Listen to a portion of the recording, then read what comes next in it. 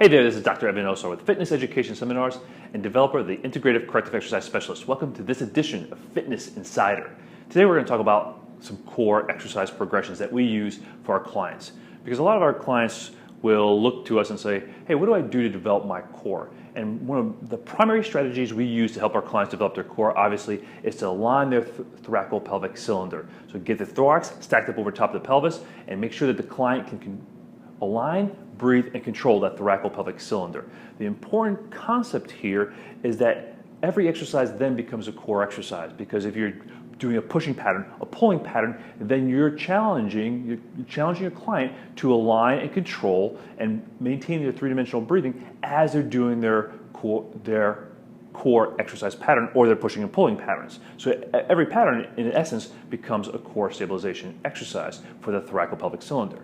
However, we will do some specific patterns to challenge the alignment of that thoracolpelvic cylinder. So we'll do chops, we'll do rotation patterns. One of our favorite patterns to challenge the abdominal wall or the anterior chain, for example, is to do an overhead press out pattern. And it's a sort of a modified or a reverse chop pattern. So your chop pattern, you usually face the cable and then you chop down. What we're going to do is we're going to face away from the cable, and what the cable is going to be doing is pulling us into an extension type pattern. What we're going to do is teach the client how to use their abdominal wall to maintain that alignment of the thoracolpelvic cylinder. So here's how it's going to look. What we want to do is have the client grab the cable and or band resistance. They're going to face away from the cable machine.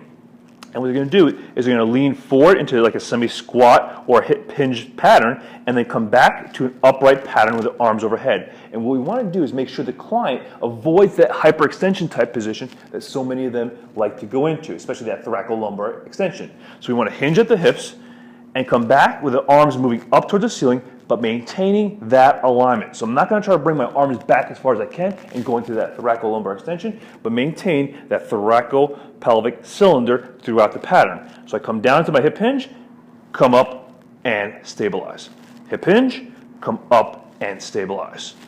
And again, we'll just do a series of 5 to 10 repetitions for a few sets, making sure the client can stabilize and not change their shoulder alignment and or that thoracolpelvic cylinder alignment throughout the pattern. It's also a great way to start to train overhead motion and stability of the scapula. And we'll be talking about thoracic link to shoulder problems at the Perform Better Summit in a couple of weeks in Providence. So we'll be talking about how do you line up the thoracolpelvic cylinder and also then develop shoulder stability. So again, we get great core exercise and we also get great shoulder stability with this one exercise. However, it's built off the premise of the integrative movement system, the 3 principles: align, breathe, control. Align that thoracolpelvic cylinder, teach the client how to breathe, teach them how to control that position, and then build in the progressions that allow your client to be successful so they earn the right to get to these higher level progressions and be successful in their core training as well